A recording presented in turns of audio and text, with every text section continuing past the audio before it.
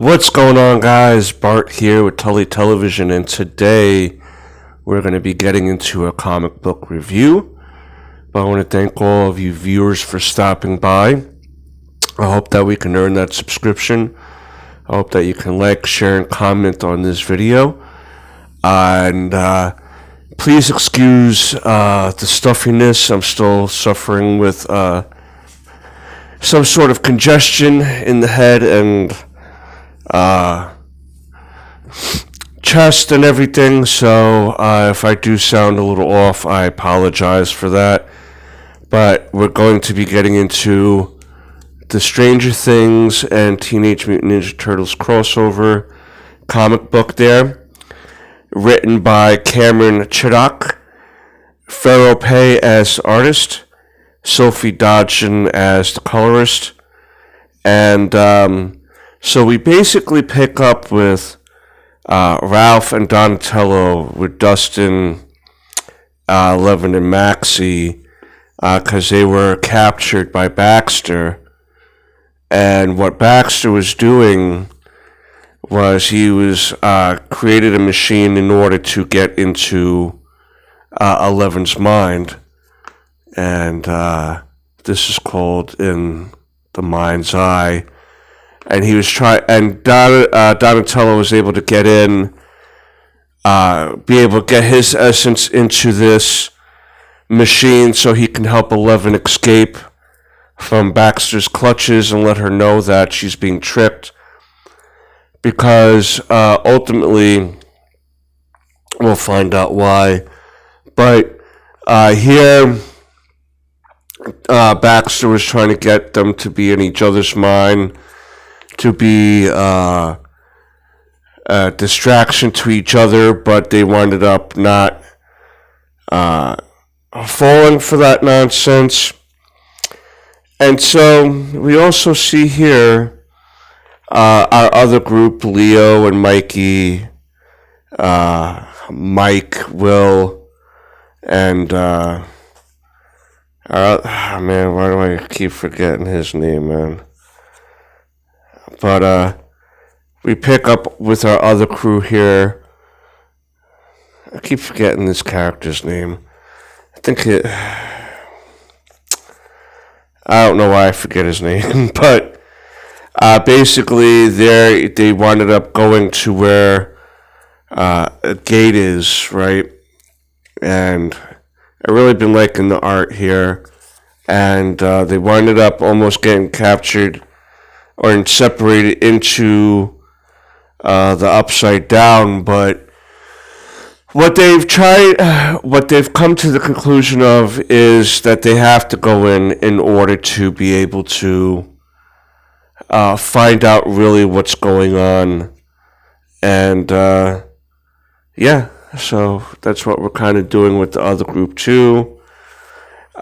We pick up on 11 in them, and Baxter's basically explaining how he came across Papa, if you will, Brennan, Dr. Brennan, and he was bragging about 11 and everything, and it made him want to find out more about the Upside Down and how to use 11 and her powers combined with his technology in order to open up his own gate and see what he could do. And they're just giving some flashbacks to that. And they basically gonna it sounds like they're probably just gonna leave him there to his own devices, right? And then we pick up here where now our other group is in the Upside Down, and they come across what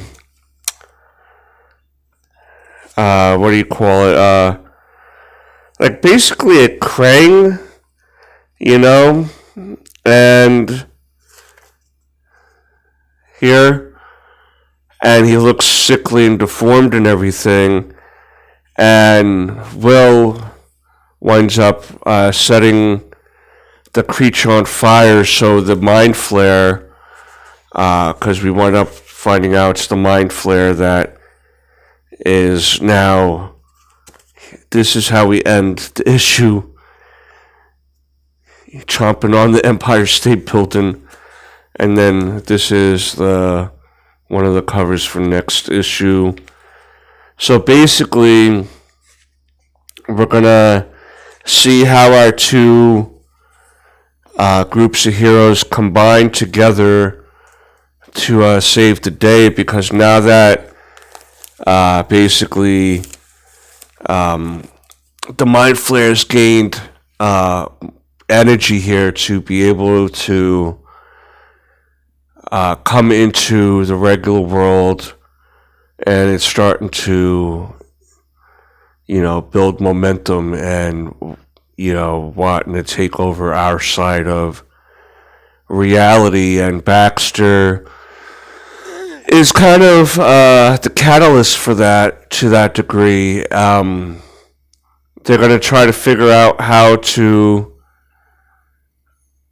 close the doorways that he helped create, and how to maybe shut down the technology he used to combine with the demogorgons and stuff, the demi-dogs, and anything that he might have made to connect to the Mind Flayer.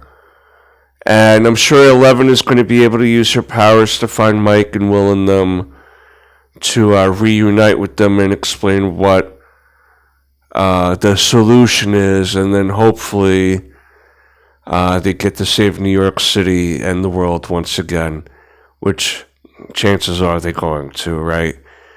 But I had found that this was a very, again, interesting way to bring the two worlds together, using Baxton to combine his technology with what he learned about the Upside Down and 11 and that whole thing. A scientist usually of his caliber and his moral and ethics guidelines will usually do funky stuff like this. They don't care the moral dilemmas behind the whole thing, because they just want to see what happens scientifically, and that's basically what has caused this whole mess. But with him incapacitated and him probably giving up the information he needs to give up, willingly or not willingly, it's going to lead to the kids, to the Hawkins crew and our Ninja Turtles here to save the day. No sign of Splinter yet or Shredder in this series, but I'm starting to think that the chances of that happening are slim now at this point. It seems to be mainly concentrating on the Ninja Turtles and the Hawkins crew, which is fine, but I would have liked to see Shredder fight a Demogorgon myself, shredding them to pieces, so to speak, right?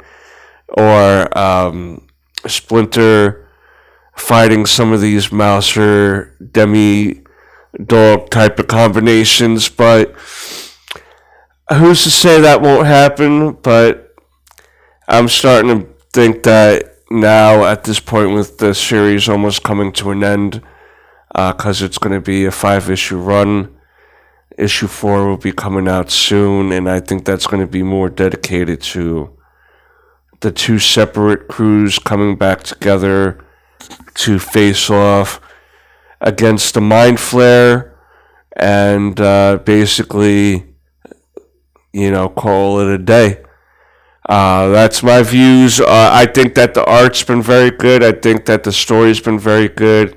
It's making sense within the universes created prior to the comic book. And I just love the series so far, and I hope that you can have the time to pick it up and read it. And I would definitely like to see a sequel to this series, because I just think that It'd be awesome to see somehow the Ninja Turtles making their way to Hawkins, right, for some reason, to play some Dungeons and Dragons with the crew, right? That would be fun, I guess, in some sort of way. And then some shenanigans happens and they gotta save the day yet again. But that's my thoughts on this series. You let me know down below what you think of this. I'm going to give this 9 out of 10 for sure. And the whole series has been a 9 out of 10 in my opinion. But I digress. I'm only giving you my thoughts. I want to hear your thoughts. But until next time, peace, Snookums.